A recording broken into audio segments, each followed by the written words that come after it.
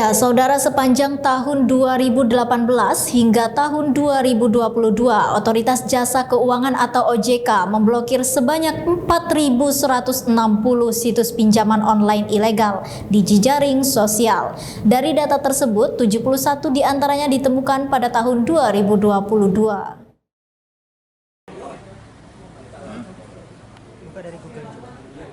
Otoritas Jasa Keuangan terus melakukan pengawasan dan penindakan terhadap aktivitas pinjaman online yang terus mengalami peningkatan pada setiap tahunnya. Tercatat sejak dilakukan pengawasan dan penindakan pada tahun 2018 silam hingga Agustus 2022, 4.160 situs pinjaman online telah dilakukan pemblokiran oleh petugas OJK. Dan untuk tahun 2022 terdapat 71 situs pinjaman online ilegal yang dilakukan pemblokiran. Pemblokiran ini dilakukan dikarenakan situs pinjaman online tersebut dinyatakan tidak memiliki izin lengkap atau ilegal yang tidak dapat dipertanggungjawabkan.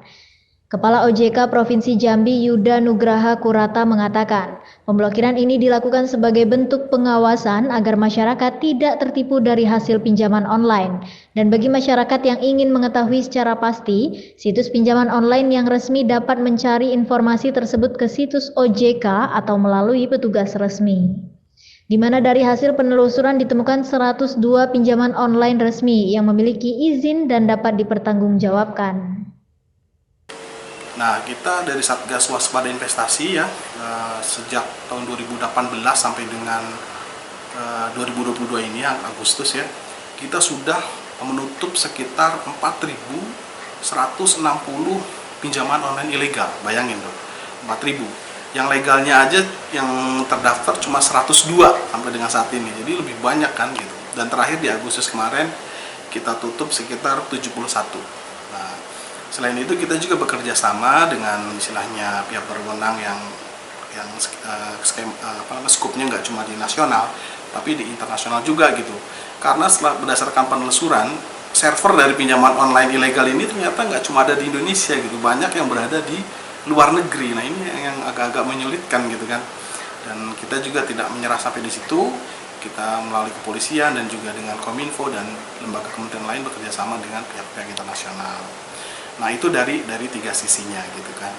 Nah, terus bagaimana dengan masyarakat gitu kan terkait pinjaman online ilegal ini gitu. Harapan kami kepada masyarakat ini terkait pinjaman online ilegal, hati-hati. Jangan mudah istilahnya terbujuk ya. Ditawarin tiba-tiba ada SMS atau ada WhatsApp masuk, ini ada pinjaman segini, dijanjikan segini. Itu harus hati-hati. Kalau emang perlu, butuh istilahnya pinjaman online itu, kalau bisa digunakan untuk kebutuhan yang produktif, tidak hanya konsumtif gitu. Dan gunakan pinjaman yang legal, online yang legal.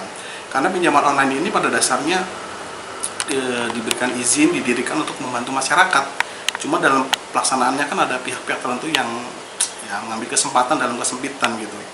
Nah, nanti masyarakat silahkan cek legalitasnya, bisa telepon ke OJK di 157 atau buka website OJK ya, ojk.go.id. Nah, situ lihat yang legal yang mana gitu. Ada 102 yang legal. Nah, kemudian ia menambahkan, masyarakat diminta untuk tidak mudah memberikan data pribadi kepada orang yang tidak dikenal. Antisipasi ini dilakukan guna mencegah terjadinya penyaluran data pribadi yang dikhawatirkan disalahgunakan dan tidak dapat dipertanggungjawabkan. Reporter BTV Rio melaporkan dari Kota Jambi.